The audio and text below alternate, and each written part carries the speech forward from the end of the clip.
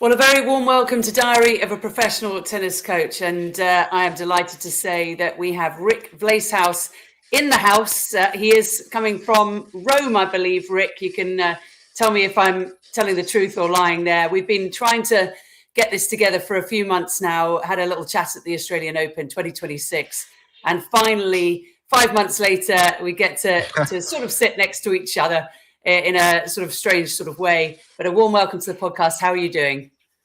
Actually, I'm doing pretty good. Like you said, I'm in Rome right now. So Rome is a very nice city to be in.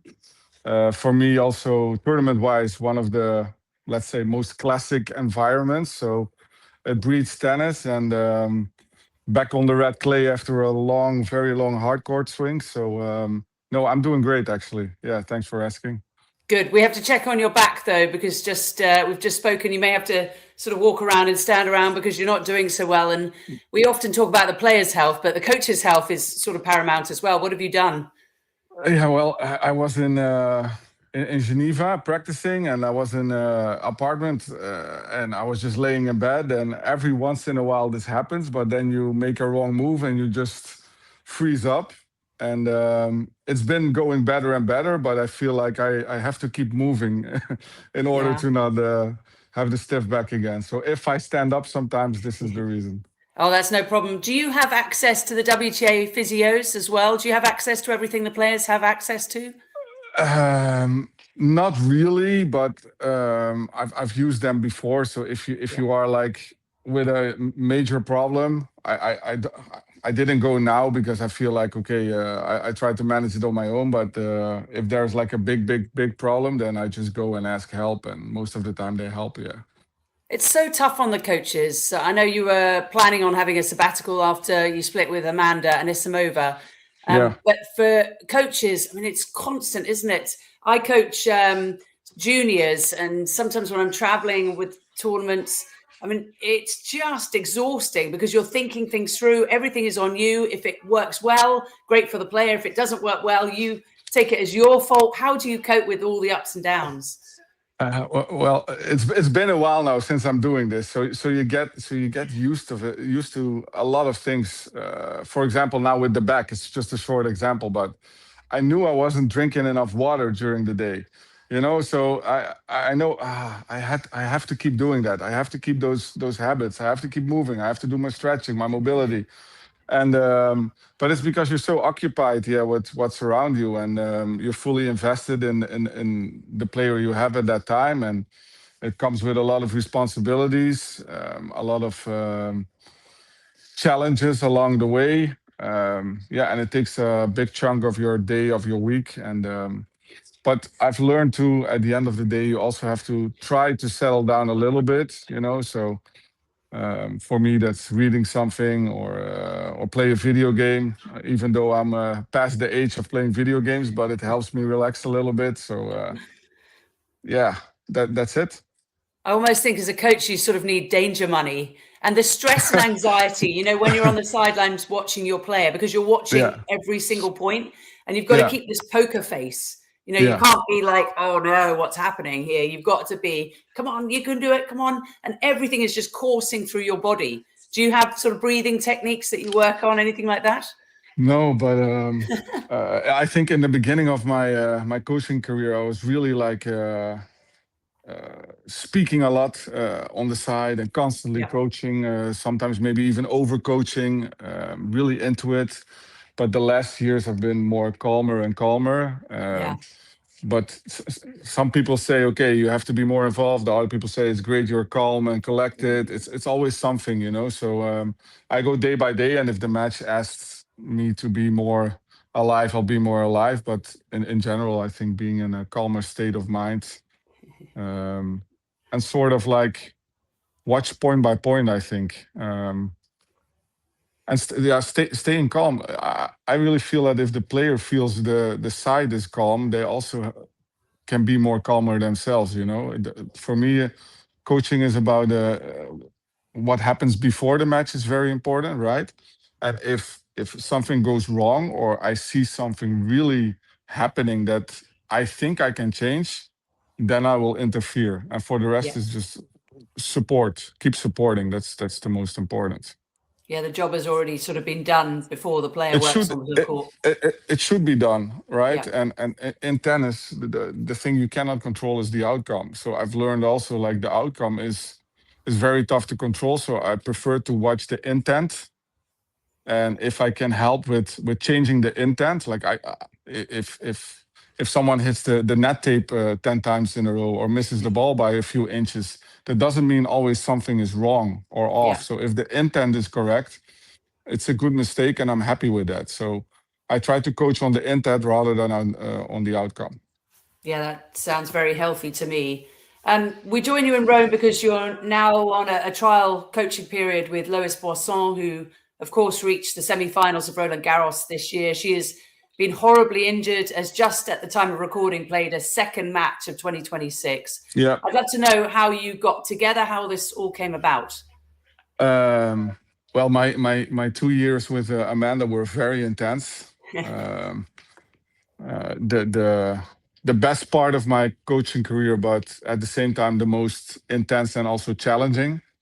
And after that period, I haven't seen my family a lot, so I was really happy to be home and being in this peaceful, peaceful state of mind, and just being on the sideline a little bit. And but then I got a call, and I spoke with her on the phone, and yeah, I'm very keen on people that love tennis, that love the game and have passion for the game, and then you already trigger me. So she triggered me, and I said, okay, let's see and work a few weeks together, and after we can always decide if it works or doesn't work. But let's give it a try. And she's a And very all, stylish player, isn't she? It's just a matter of, it looks like to me anyway, because I commentated on her match, just a matter of her getting on the court, getting some serious matches in. And of course, Roland Garros is looming, so time is yeah, against you. yeah. Time is against us, but if you look closely, that's the way I look at it. At Lois, for example, everything is still new for her. Madrid was the first time she played there. Rome is the first time she played there. She doesn't have that WTA experience yet under her belt. She had a magical run in Roland Garros, obviously, but that still doesn't beat the experience of being a year or two on the tour and have all those matches under your belt. And you could clearly see that obviously the match rhythm is lacking, the movement, the reaction, things are a bit lacking. But if you play Siniakova, who is like a seasoned player, you have to have a decent level to get through that match, right? So um, it's a challenging weeks, but at the same time, it gives time to build. And she is a stylish player. I fully agree. It's also completely the opposite of Amanda's game style, Yeah. which as a coach, challenges me because I like that. Let's see how we can work around this. I need my challenges as well, and yeah, let's see where it brings us. But it's gonna take some time, but I think that's healthy also. So yeah. Yeah, Boisson got Katia Siniakova in the first round of Rome. Siniakova, I think, Rick, is like house for the WTA Tour. If you can beat Katia, you know you're playing well because she Yeah. makes you beat her. Yeah, and she has certain traits that are really good. Like her backhand to me is really stable. She can vary with the serve. She has that touch and that slice and volley creativity in her game. So just a seasoned player that you have to be very aware Yeah. of how you play yourself and try to play point by point, but at the same time make her play as well, because that's something I think we didn't do quite good enough, is to make her play more balls. And obviously Lois has a perfect game for clay, Yeah. but I had the feeling we didn't get really in that clay battle. And for the next ones, that's going to be like 1, 2, and 3 on the list. We have to make it a clay battle. The level is not really important because we played just 2 matches. The first one was not even at 100%, in Madrid, was still holding back. Now we're getting close to 100%, and now on clay. Clay gives you the opportunity to compete, right? Yes. Like on a hard court, you can be blown away by power, but on clay, it is versatile. You can work your way around it and make it a mental clay battle. And I think if we get to that point, she will do a lot better. Something that really excites me, and I'm sure it does too for you, is the different styles now we're seeing on the WTA tour. Like you've said, you've worked with Amanda Anisimova, very much a power player, an aggressive baseliner, doesn't really like to come forward. Now you're working with someone like Boisson, who's got style and slice and creativity and drop shots. We saw Haley Baptiste just do really well in Madrid. Before that, Karolina Mukova, that's my kind of style player. Yeah. You know, the all-court player with every single shot. But then you've got the Sabalenkas and the Rybakinas, the big, heavy hitters. Has the game changed a lot while you've been watching it? That's a tough question, but I always had in my mind that if you play that first strike power tennis, at some point it's going to be less and less and less. So I think this might be the last full generation of pure power striking tennis, because at some point a hard court is going to feel like a clay for the girls too. They get physically stronger. They are able to defend better. And if they can move and defend better, more balls will be coming back. They're going to be stronger. They're going to have more rotation in their forehands. Like the WTA forehand with that preparation with the racket head open is already leaving the WTA a little bit. So I guess it goes more and more to I wouldn't say a man type of game, but I think in 10, 15 years, we'll see much more players like that. Yeah. And if you look at Haley, for example, she's also on a second serve. She moves completely back to hit a forehand return, you know. So I think we're going to see that more and more. Obviously, a little bit culture related as well, because if you go more to the eastern side of Europe, it's like ball bashing. You go more to the Spanish, French, Italian, it's more skill type of play, right? So, but Rybakina, for example, in my opinion, okay, she has her serve is her massive weapon, but she does play sometimes with some rotation on the forehand as well. It's not pure bashing, in my opinion. I think they are making a little bit of a change to play with more variety on the forehand side. And if you look at Sabalenka, she is using, for example, her first serve kick a lot more than just banging the first serve. She uses drop shots, she uses slice, she comes forward. So they are really adapting as well and adding more depth to the game. So the pure ball bashing, I think, is going to leave the game in like 10 years, maybe. We won't see that again. All right. That's my opinion.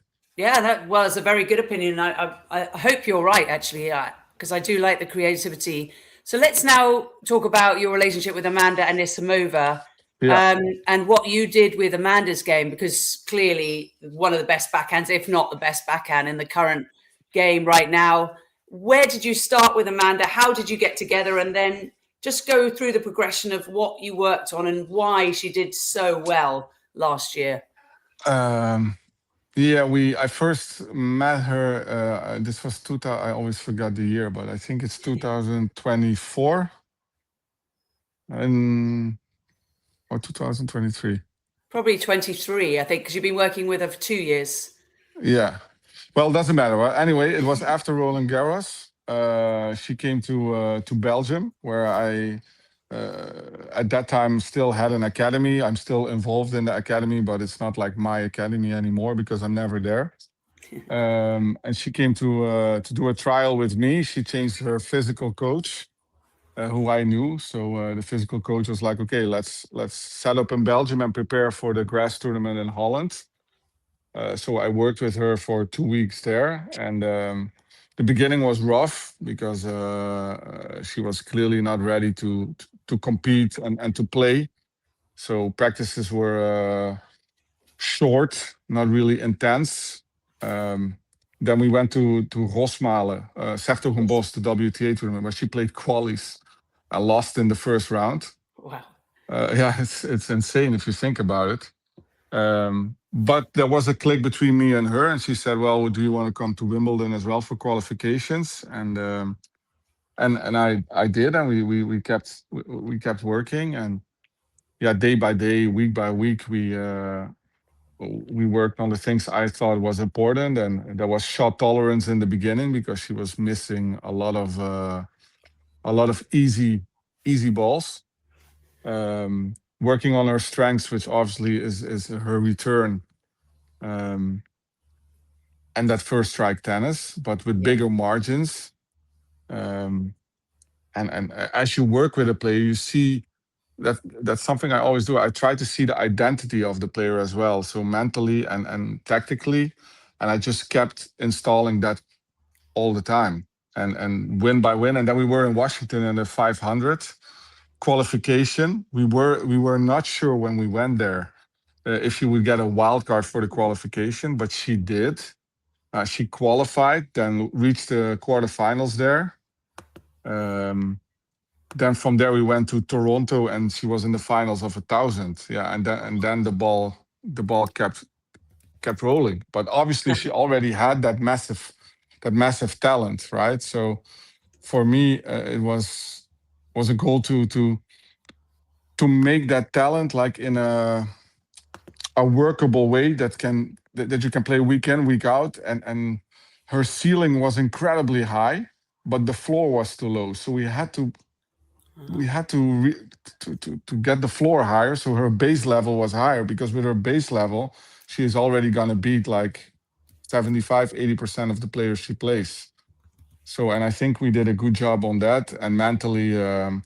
But that's something I always try to do. If I work with a player, I'm fully 100,000% behind the player, and I always try to make the player feel that.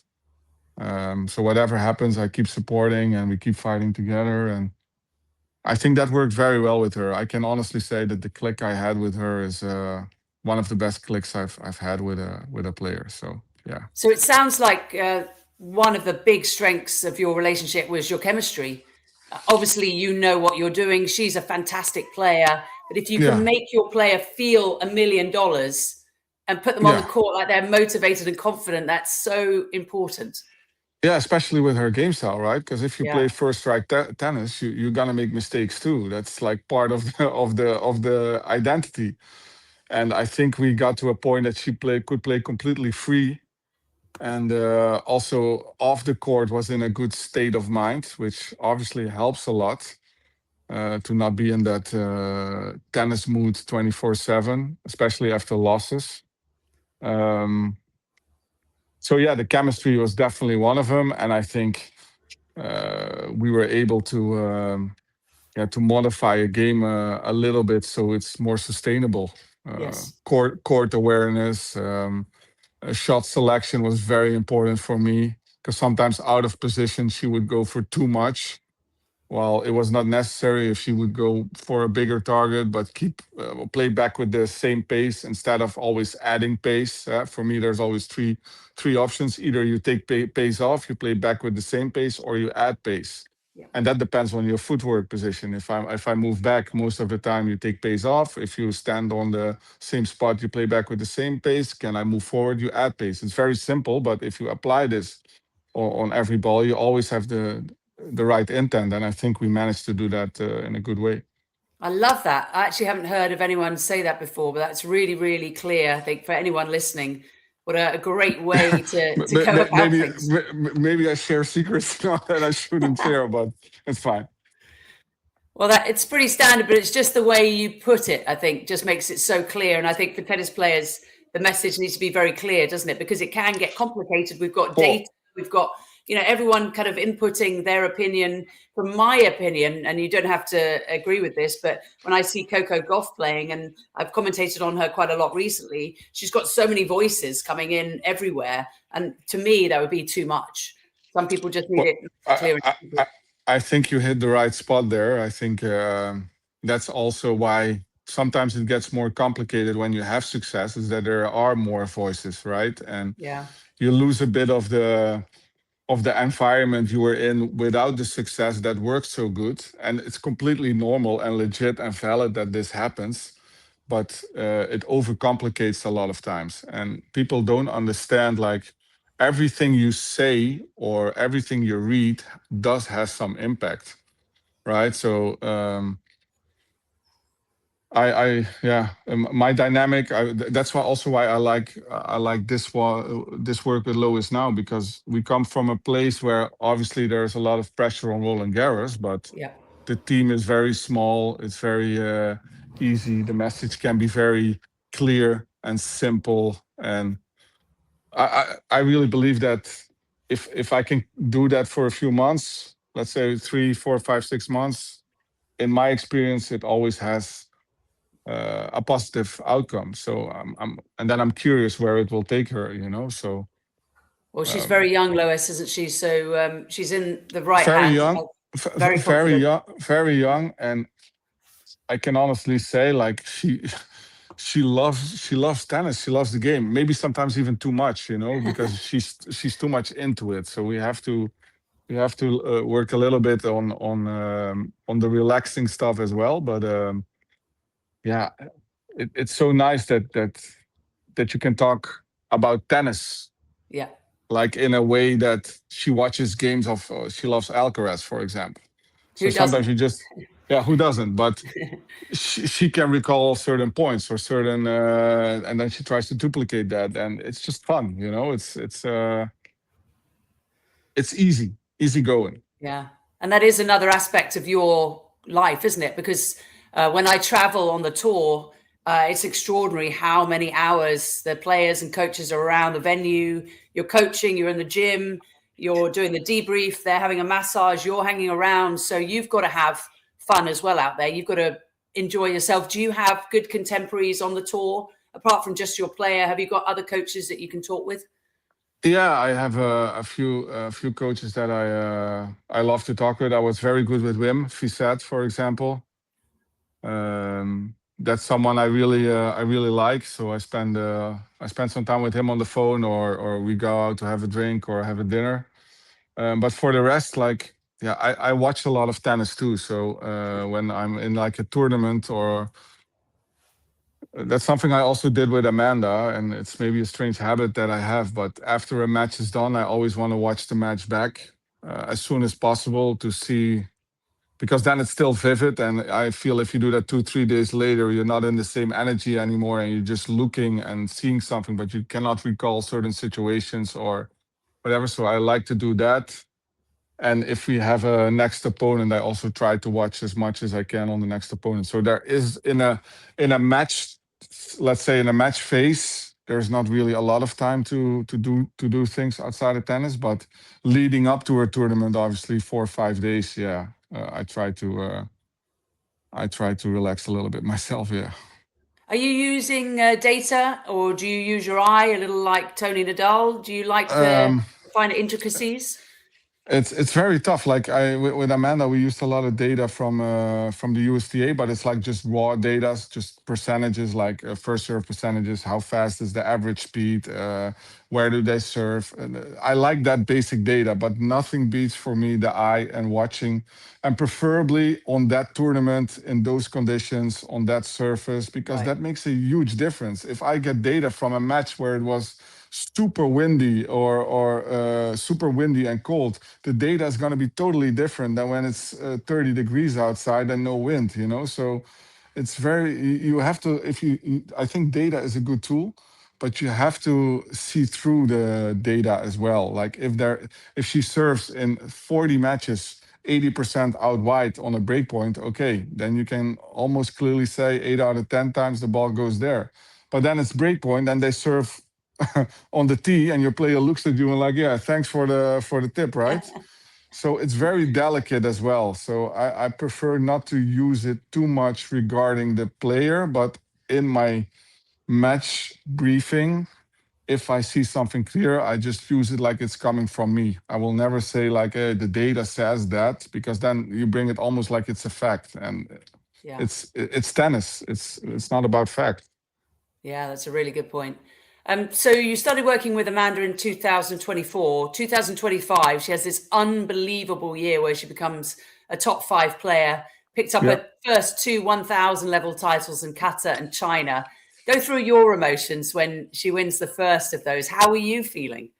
Yeah, the first one was to me like insane feeling, because I was alone with her at that tournament. The week before, we were supposed to play in Singapore, or like 2 weeks before, but she had a small injury, so she pulled out. But we were in Singapore, and then we had to make the decision: either we go back to the States to practice and skip Doha, and maybe only play Dubai, or we go to Doha and we start practicing, but like 1 hour a day, keep it simple, keep it short. And we decided that the last one. So we went to Doha, and yeah, she was with me on the practice time like every day, let's say 5 or 6 days, just 1 hour, and we kept it very simple, light. And then 2 days before the match or the first round started, we played a practice set against Iga, and she was playing outrageously good. I was like, this is gonna be interesting, right? Next day, played another set. Then she didn't really feel the injury again, but was a little bit more scared about would it sustain and hold. But then from the first match, I think it was against Azarenka, she actually played a decent level, 1 and 2 sets. Was a night match. After the day after, we had a day off, and then we played back to back. But we played at night every match in that tournament, which is also gives like a strange vibe, because you finish like in the middle of the Yeah. night. You wake up at 10, 11, and then and then at 5 in the afternoon you have to go to the club again. But yeah, crazy. I think I still remember it was Azarenka, Badoza, then I think Fernandez, um, Kostyuk, Alexandrova, Ostapenko, I think, Wow. on the top of my head. But yeah, that was insane, that feeling, because totally unexpected.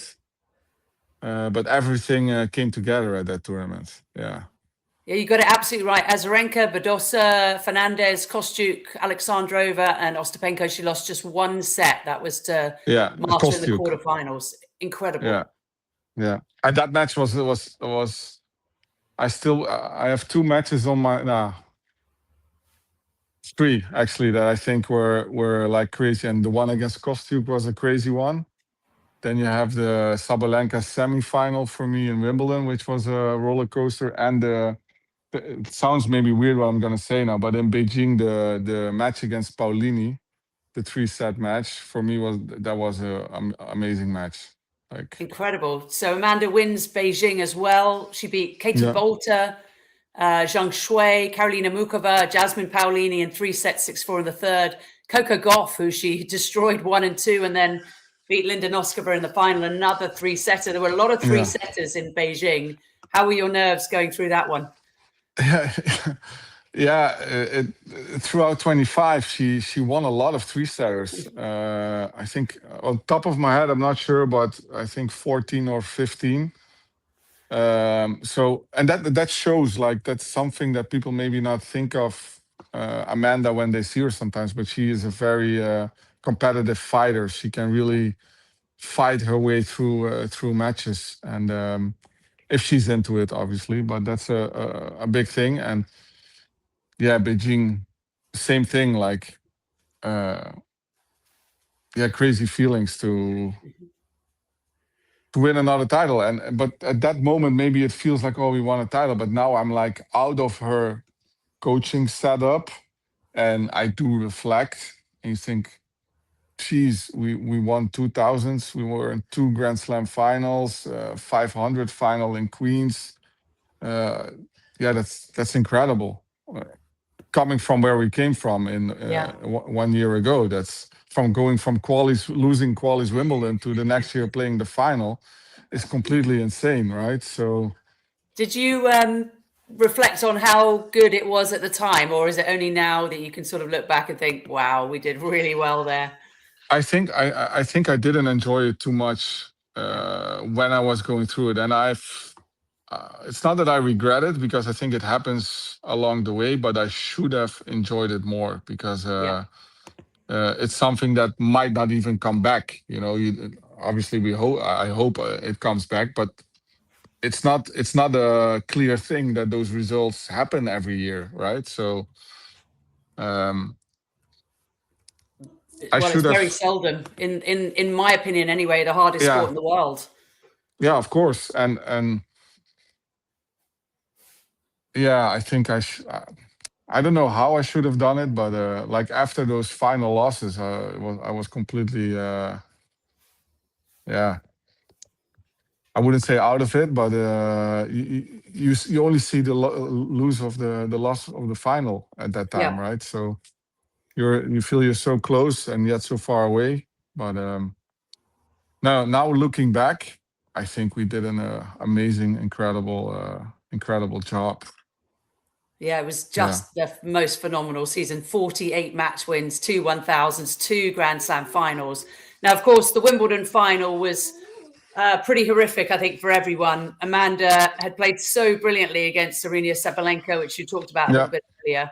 That was such a long match. And I remember Amanda coming out for that final against Iga, the All England, and she looked exhausted to me. That's what I thought. I also thought it was a little bit deer in headlights. She was like, oh my gosh, I'm in the Wimbledon final. That's just what I saw. I don't know if you could talk us through that and tell us sort of what happened before, what happened after, and the fact that she came back and did so brilliantly after that demoralizing yeah. defeat. Yeah, well, obviously the semifinal was insane, but very demanding in time Yes. of like not only physically but also like in the head. And we decided to not practice the day in between. Which, if I look back and I could change one thing, that was definitely the thing I would change, and not to practice like 1 hour, but at least go maybe to the indoor courts at the All England Club and just do some serve and returns, just to stay connected with the with the environment. But she needed time off, and she spent the whole day, I think, with family and relaxing. And then of the day of the final, we were warming up, and I recall after maybe 3 rallies, she came to me and she says, "I cannot stand. I can barely stand on my feet. I'm so Oh, tired." So at that time, I already knew like, okay, this is gonna be a challenging one. Um, I I reflected a lot. Maybe I should have told her at that point, okay, just try to bang every ball in the corner from the start and see where it takes you, versus going into a total tactically game plan, which obviously you need to be fully clear and physically fit to stick to the game plan. But okay, the match, and I saw it from the first serve she hit. I think the first serve, that's always a thing that I have in my mind. So the first point, first serve, she serves like 150 per hour, a first serve, the first point of the match.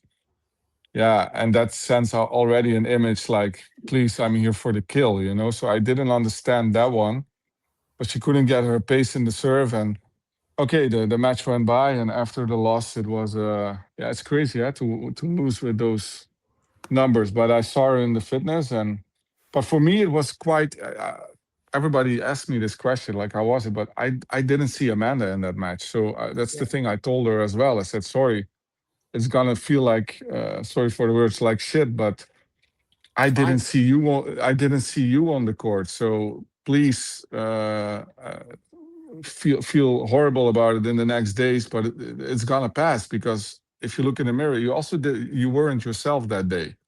And it's really unfortunate that it happens in the final. um but we'll bounce back. And you see, like, at the US Open in the quarterfinal, people also asked me, yeah, how was now when she was able to win? But the game plan was still the same. Nothing changed, right? Amanda was just a different person. And she didn't go all like a 2 week Grand Slam event. That's also something I think you need experience with that as well. Yes. And Iga was already done it before multiple times. She was completely ready, and we were completely not ready physically, mentally. Doesn't matter what the reason is, but conclusion is we were not ready, and she was more than ready. Um, so yeah, unfortunate, but that still doesn't take away that it was a great tournament. It was a great tournament, and you're right. I mean, everything is about experience in that moment, isn't it? And how you handle the nerves. And she just looked so tired. So now let's roll on to right after Wimbledon, and I think everyone was sort of interested to see how Amanda would react to that. came back beautifully, reached the round of 16 in Montreal, got to the third round in Cincinnati, and then came the magic run at the US Open. You must have been so proud of her. And I remember I commentated right up until the women's final at the US Open, and I was so wanting Amanda to win. I just thought it'd be just the most sort of Cinderella story for her to come back after what had happened at Wimbledon and her brilliant year and finish it off. So just go through the final few matches at the US Open as far as you're concerned. The first few matches were a bit looking for level still. I think Amanda had, and a lot of top players have that, obviously. Like the first rounds, you just have to. That's also something that I think coaches, but the direct environment in tennis needs to understand. They're not going to see perfect tennis all the time, right? But at that particular day, you just have to beat your opponent. It's in a Grand Slam. It doesn't. The level is important, but you need to pass those rounds. And I think she did that very well. First round, second round, third round, and then fourth round she plays against Haddad. Which was an amazing level. Also, I think 6-love, 6-3, but completely destroying the ball and reaching a very high level. So I was like, okay, this is going in the right way. Then playing Iga, for me wasn't the best match from the both of them, but Amanda stuck to the plan quite good, and we could expose Iga a little bit and use the crowd and the environment a little bit to our advantage. But so overall, decent, good match. Exposed Iga a little bit and got through. And then the semifinal against Osaka was just. I thought Osaka was playing really good as well. She did change her position towards the baseline a little bit more back, so her shot tolerance was a little bit better. I thought she moved really good there, Osaka. So 2 roller coaster sets. 6-7, 7-6. So 2 tiebreakers. Yeah, the tiebreak of the second set was completely insane from Amanda's side, like fireworks on every point. And then the third set, she played amazing tennis. Again, like banging serves, everything on the right spot, right corner. So, yeah, and then you're in the final again, right? So, and the final has again its own story. Like it was really a final. I think something like Amanda, she was complaining about the roof, about the serving, and she kept saying to me, "I cannot see the ball, the roof." But she was 3-2 and a break up in the first set. You know, so she actually came out playing very strong. But Sabalenka, yeah, she's a different cookie, different aura, different. Yeah, I admire her for her her presence. You know, that does something. And I think we didn't play our best match of the tournament. But maybe in a final that's also tough. But all credits to Sabalenka, who completely deserved the win. But more experience than the first final. Better play in the second final. Got chances also. So yeah, a tough one. How do you recover from that? Was it an easier sort of chat at the end, or was it actually harder the Wimbledon because Anisimova was right in there? Yeah. I think at the same night we went to not a bar, but the IMG rented like a small room in a place somewhere. So we celebrated it actually a little bit, which was tough in the beginning because I'm not really the celebrating type when after a loss. I think. But we went, and she had some friends over, so I think she could give that. It was easier for her there in the US than being in Europe. And the day after, I went home for a few days. So we just stayed in touch over the phone. I think she did like 4 or 5 days of semi-vacation in New York to relax and distress, and she came out ready for Beijing. So easier to digest that one, I think. Yeah. She's just brilliant at coming back from things that go wrong, and resilience is so much part of tennis, isn't it? Some grit and resilience, because you're going to lose a lot more than you won. We have to just briefly touch on the fact that you're obviously no longer together, which I found hugely surprising just because of how well you did. You said the Hmm. intensity was huge, so perhaps it's better for your health that you're maybe no longer together. But she was very, very grateful to you. We've got a couple of quotes that she said. Hmm. It's been quite the ride and journey together. This is a quote from Amanda. Last year, 2025 holds so many special moments and achievements together that I will never forget. What do you think about that time? What's your overriding memory? Yeah, that's exactly the memory I have. Like, um, you spend so much time together. You have so many ups, but that's what I wrote in my Instagram also. Like, there are so many moments people are completely unaware of. There were tough moments, downs. It was just, yeah, it was a roller coaster ride, but we always, yeah, we stuck together at in such a good place with good energy, good vibes, and the trophies were clearly the result of good work and being in that good environment. And as much as it was surprising to everyone, because everyone I speak to will say, "How is this possible? What's happening?" But I felt it. I felt at some point it's also good to let go, right? And I also believe like, okay.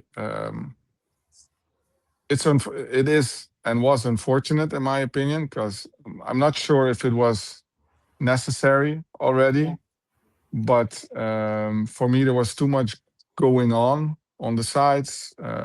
She maybe felt some doubts here and there, so we said both like, okay, try to find a better setup for you.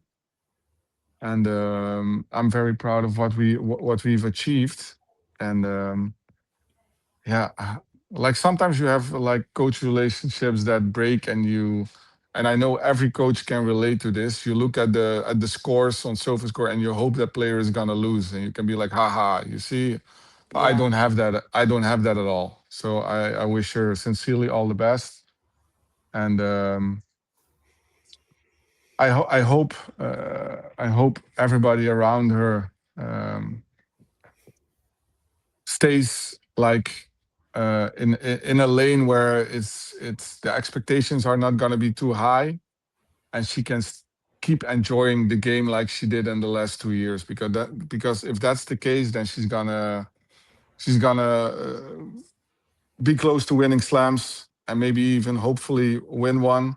But she needs to keep enjoying the process and enjoying life on the side, and not overcomplicate the things on the tennis side. Enjoying it is everything. And we've got a lovely another quote from her, which I've got written down for everyone listening. It says, "Thank you, Rick. Thank you for everything you've done for me, for seeing and treating me as a human first before an athlete." And we know this is very relevant with every single player out there, but particularly Amanda, because she was very honest, wasn't she, about the mental Hmm. challenges and the fact that she stepped away from the tour. Hmm. But that chemistry that we talked about at the beginning of the interview, it just seems so important that she really valued your friendship, even perhaps more than your coaching. Yeah, that goes. Yeah, that also went like in a certain way. Like, I don't know how to explain it, but we just had that. We just had that click, and then you start making jokes and laugh, and sometimes the same music choice or whatever it is. There was just a certain easiness around it. Not on the court always, because on the court we clashed a lot, and but every time we clashed on the court, and that's also something I believe, like the longevity of a coach player relationship, I still believe in that 100%. So Yes. even though I think this was the right time now to let go of each other and see on separate ways where we go, I come back to what I said a few minutes ago. I think it was maybe unnecessary, because I believe in long-term coach player relationships, because you have to go through ups and downs. You have to have bad days. You're gonna have good days, but to see the same person behind you, I Yeah. just believe in that. I just completely believe in that. What was your question again? Well, just Oh carrying yeah, on yeah, from yeah. there, I I mean, remember it. Yeah, yeah, I remember it. So that friendship came along with all the time with all the time spent, right? And the coaching side. I think it's a 50-50 thing in the last 2 years with Amanda. But the clashes we had often brought us back together stronger than we were before, And I think in the last part of our relationship, the clashes we had on the court, um, maybe because of expectations or other voices or whatever it is, I cannot point my finger to it, but it was not so easy to solve them as quickly as we did before. So, and in order to keep our good relationship and stay on good terms with each other, it was just healthier for both of us to say, okay, we can take a break or we go our separate ways. Yeah. And I think that Sometimes, is, from my opinion, Rick, anyway, it's more of a woman thing that you react. Maybe something isn't quite right and you make a quick reaction, where I think the men, and again, it's coming from me, so I think I could say this as a woman. I think the men are more happy to maybe things going wrong a little bit, and then they go, okay, well, let's come back. And I will give you a stat that came up just recently. We had Mike James on the podcast. yeah, And, the average WTA coaching relationship lasts 5 months. yeah, that's 5 insane. months, which is just Yeah. crazy because you can't do anything in 5 months. No, that's insane. But I think regarding to men, I don't know what is the stat on the men's side. Do you know that as well? I Or? actually don't know, but I know that I think Sandra, the reason this came up was because we were talking about Yeah, Marta Kostyuk and Sandra yeah, Zeniewska, who's yeah, going to come on the pod soon. And they've been together for over 3 years. And he said, that's the reason now she's starting to win big titles, because the relationship is there. They trust each other. They understand the workings. You can't yeah. get it And done in 5 months. It's too quick. no, no, and they also had not the best year last year. So Exactly. credits to them. I know Sandra a bit, but credits to them, and that's exactly the thing I believe in too. And in 5 months, what can you do in 5 months? So that on the women's side is also something that I'm sometimes be like, why? I Yeah. mean, you choose someone to work with, you lose 3 times, and then it's because of the coach. I mean, it's that's far too easy. But I also believe on the women's side, mm, regarding to the comparing to the guy side, I think guys are less influenced with what happens outside, or to voices, or to what they read, or Agreed. people in their ears talking, like, Yeah. and that happens a lot. Someone saying, hey, your take back on the forehand should be a little bit shorter, and depending from who it comes from, suddenly the take back needs to be shorter. But Yeah. if you work with someone, I think Nadal said this too, in a quote, um, like, if you work with a certain setup, the setup after 1 year or 2 years, they're still the same people. And if that work has proven results, they don't change. So why would you change? Yeah. That it doesn't make sense always. Sometimes it's better to let go. I agree, but the goal should always be a long-term relationship. Yeah. And I And don't think it's also, if you see, that would actually be a good stat for Mike to to see, if a girl or a guy, a woman or a guy, how often do those coaches changes work in favor of the player? I'm not sure it does. yeah. Well, you I'm not. sometimes get that sort of quick coaching bounce, don't you? We see it in football a lot, where a new Yeah, manager yeah, comes in and yeah, suddenly they get a couple of results, but then they yeah, they always go down again. You don't sustain that kind of level. It's a yeah. But constant. that's the honeymoon period, Yeah. right? That's with everything that's new. If you buy a new car, the first 3 weeks you walk out your house and you think it's a Ferrari, but after 3 weeks it's just a normal car. Yeah. And that's the same with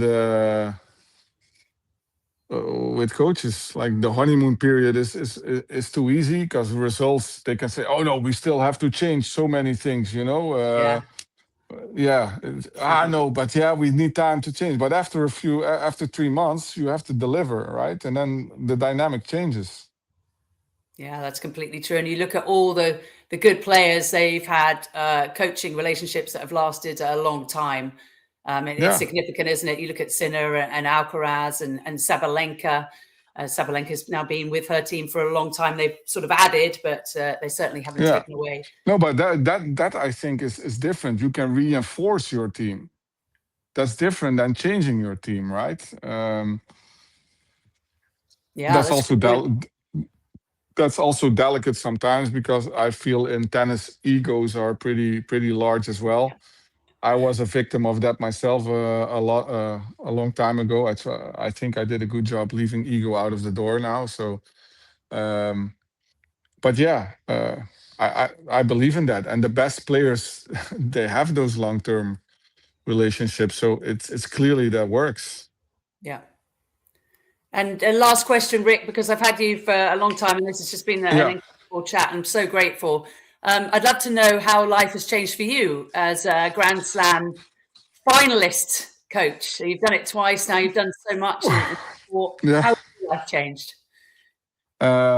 Well, I hope I didn't change as a person. I hope so. I hope I'm still the same person. But the experience, I honestly feel I'm more experienced, and maybe that helps also with bringing out the message now to Lois that I'm completely confident in what I'm saying. I had this always that I really believed in my vision and my, but now it's proven at the highest level. You know, I had a young girl that was in final Australian Open Juniors, was number 2 in the World Juniors. With Elise Mertens, we got to number 12 in the world, won WTA titles. But at 250 is completely different than winning thousands and getting to the final of a Grand Slam. So I guess, and I'm very grateful for that experience, because that's an experience that no one can take away, and it's very important for developing as a coach. Well done, So Rick. Again, I'm so grateful for having you on the podcast. I've learned an thank awful you. lot, and I hope that I will see you at the upcoming Roland Garros, and I hope that I'll your be there. relationship with Lois Boisson works really well. I know for one thing for sure that she is a very lucky woman, and she's made a very good Thank decision you. because you are a phenomenal coach. So all the best Thank to you, you. and thank you so much. Thanks for having me. You're very welcome. Come on anytime. Thanks, Rick. Bye bye.